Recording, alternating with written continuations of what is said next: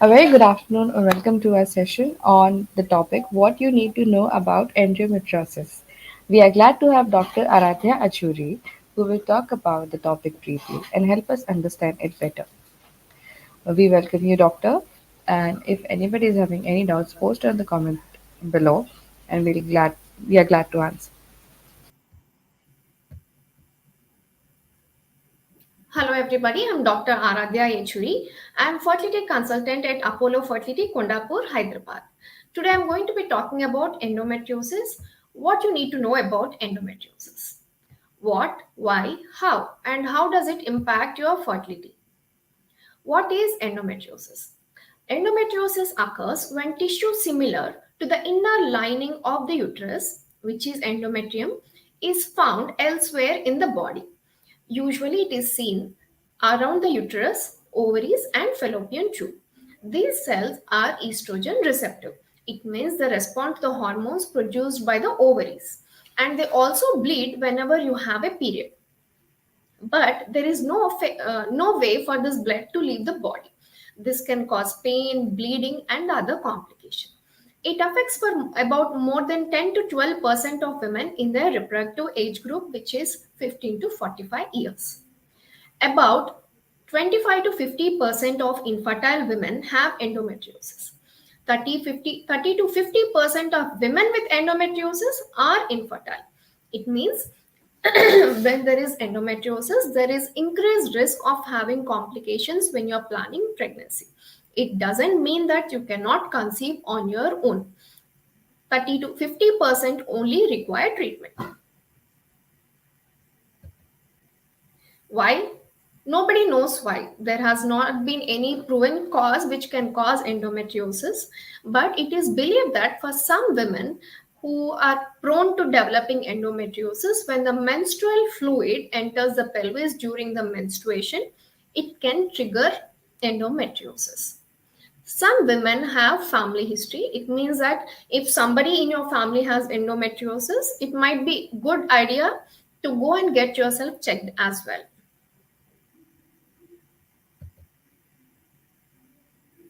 How do you is there any way to know that you have endometriosis on your own?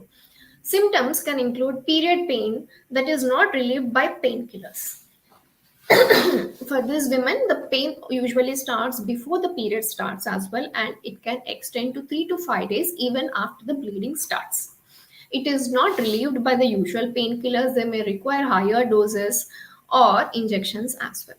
They may have irregular or heavy periods, pain during and after sex, pain or discomfort when going to the toilet, bleeding when you're passing the stool, and many people have lethargy. It means feeling tired all the time.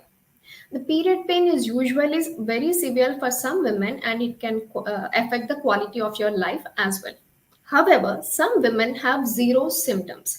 It means you cannot know that you have endometriosis unless an ultrasound or MRI or a laparoscopy is done. It is difficult to diagnose endometriosis because every woman experiences the condition differently. Some women have very high symptoms but very mild case of endometriosis. Some women have very severe advanced stages of endometriosis but they may not have any symptoms at all.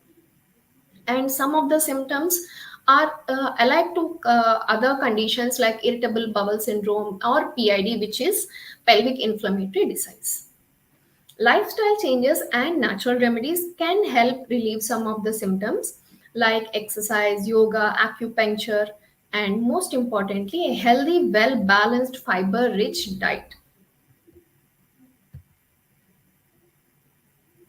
How does it impact your fertility? When this endometrium grows outside your body,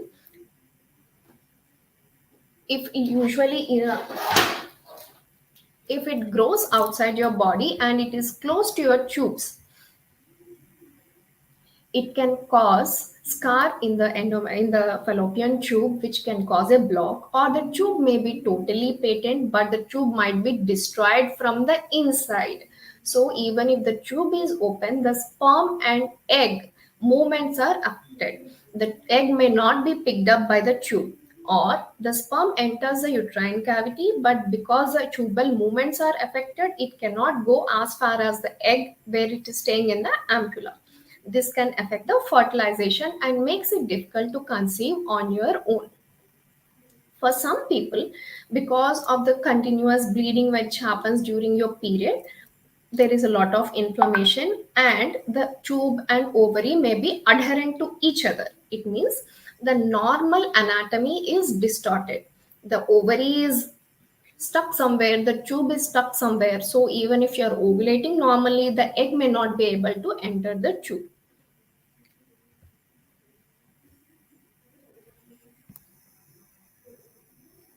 For some people, there may be just some spots on the posterior surface, which is the back of the uterus, which causes pain when you have intercourse or when you're passing motion. For some people, the disease is very extensive that everything is stuck to each other. The tubes, the ovaries are totally adherent to the uterus like this. The intestines may be adherent to all of this. The entire uterus surface may be affected. In these cases, we usually call it a frozen pelvis, where sometimes it gets very difficult even when we do a laparoscopy to release these adhesions. Then the only way to conceive is to go for an IVF or ICSI, which is test tube baby. So next comes the ovary. When the endometriosis affects the ovary, for some people, we can see it on ultrasound as an endometriotic cyst. It is different from a regular cyst, which we see like a simple cyst, which contains only water inside the ovary, or a hemorrhagic cyst, which has blood inside the ovary. Simple cyst and hemorrhagic cyst can subside on their own or when we give them hormonal treatment. But an endometriotic cyst cannot shrink on its own. Even when we give you injections or medicines to make it shrink, it is only temporary, it is not permanent. And for some people, because of the repeated inflammation which is happening in your body when there is endometriosis, the ovarian cortex becomes very thick. So, cortex is the outer layer of the ovary. When you are ovulating, it means the follicle which has grown in that month is trying to release. Because the outer layer is so thick, it cannot rupture. So the follicle is grown. Now it is trying to release, but it cannot because the outer layer is very thick. Then there occurs bleeding inside the follicle itself, and it becomes a luteinized and ruptured follicle, which is much bigger than what it was when it was a follicle. There is less blood flow, and it also means that egg has not been able to come out of the ovary. So there is no chance of fertilization because even though your follicle is growing properly, it is not able to release. So in this case also, you will not be able to conceive naturally. And some people have higher progesterone defects as well, which can cause miscarriages as well. And another condition which can regularly happen is infection inside the uterus. It is called as endometritis. Because of the continuous inflammation in the endometriosis, this layer inside the uterus can also get affected. Sometimes it can form adhesions, and sometimes it is just that the layer is very uh, fragile. So this can again cause infertility or recurrent pregnancy loss as well. For some people, the endometrium looks perfect, but the receptivity is changed. It means even when we do an embryo transfer, the embryo has come inside, it is waiting inside the uterus for the endometrium to accept it. But the endometrium is not ready to receive the embryo. It means the receptivity in the endometrium is changed. In such conditions, we do a test called as ERA, where we check which is the best time to transfer the embryo. We find out in this test through a genetic procedure to know which is a good time for the embryo to meet the endometrium, and we time the embryo transfer accordingly.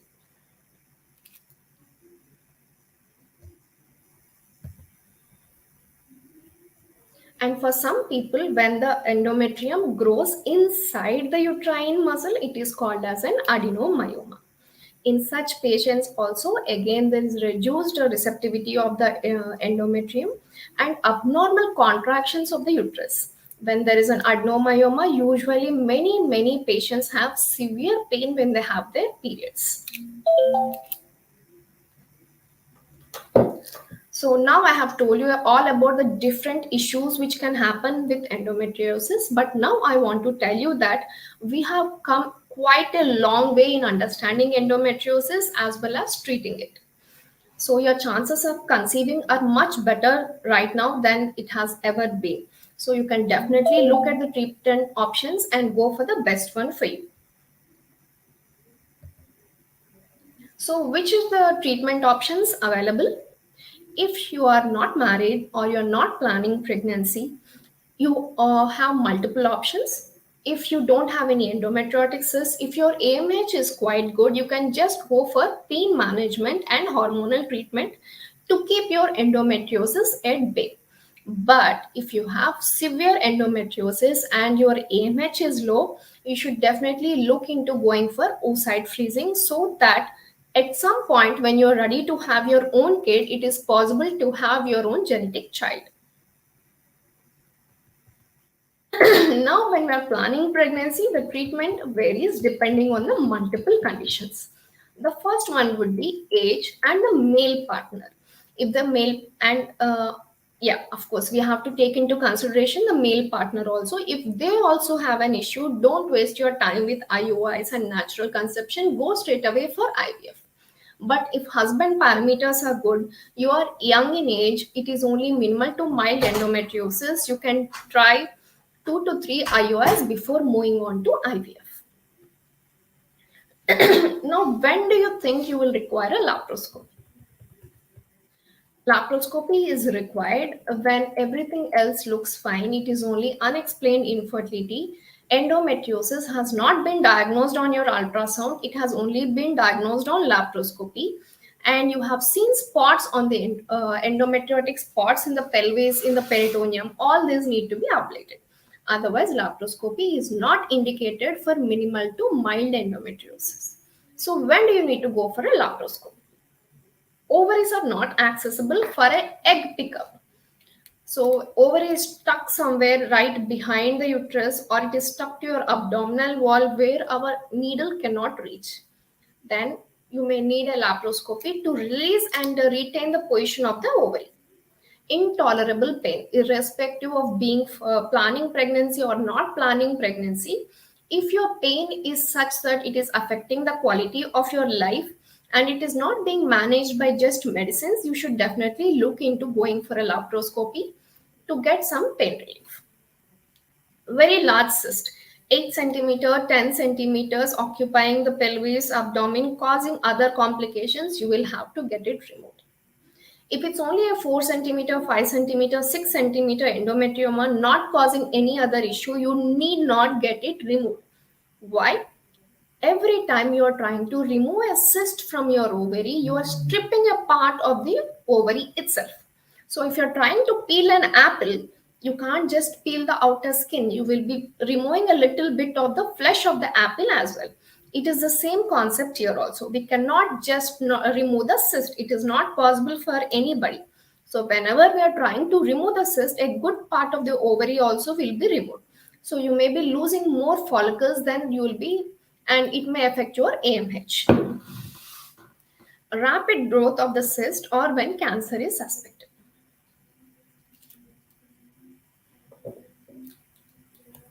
So if you're young, you have a very good chance of forming a good quality embryos as anybody else.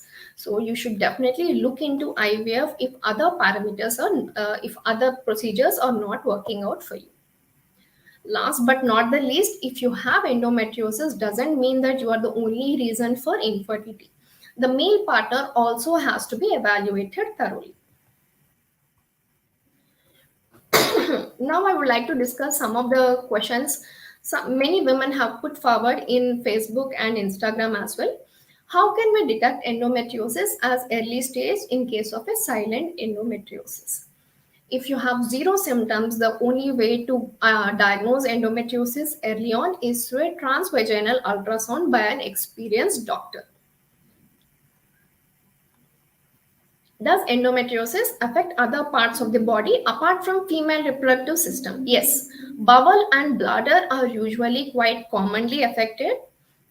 Ureter and also may be affected. Abdominal wall, usually we see abdominal wall endometriosis when there's a previous surgery in the abdomen like a cesarean section.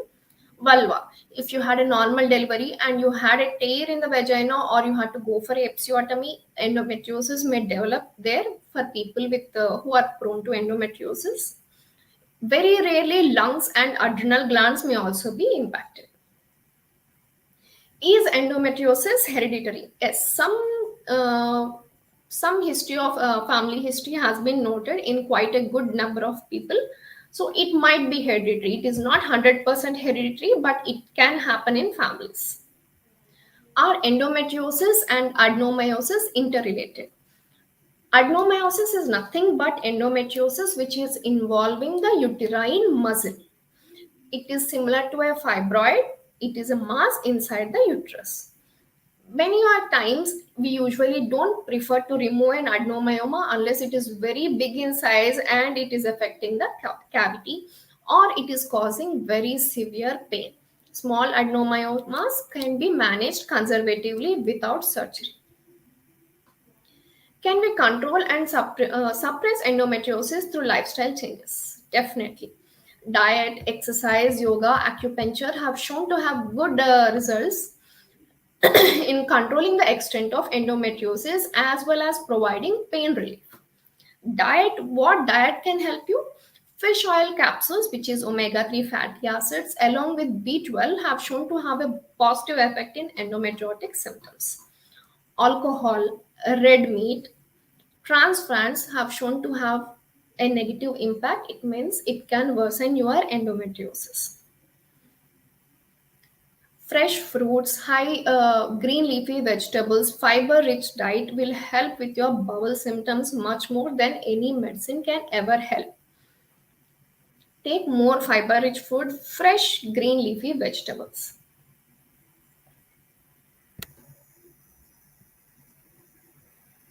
What can one do in prayer not to face endometriosis? Unfortunately, we cannot prevent endometriosis because nobody knows how it occurs.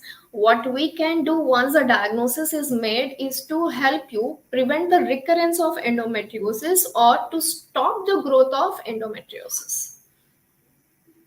So, have you seen anyone for whom the cyst doesn't reoccur after surgery? So I think they're talking about an ovarian endometriotic cyst.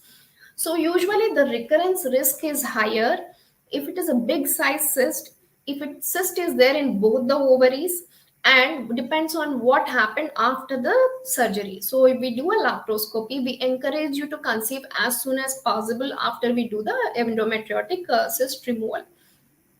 So if you have fallen pregnant, of course, it will arrest the progression of endometriosis.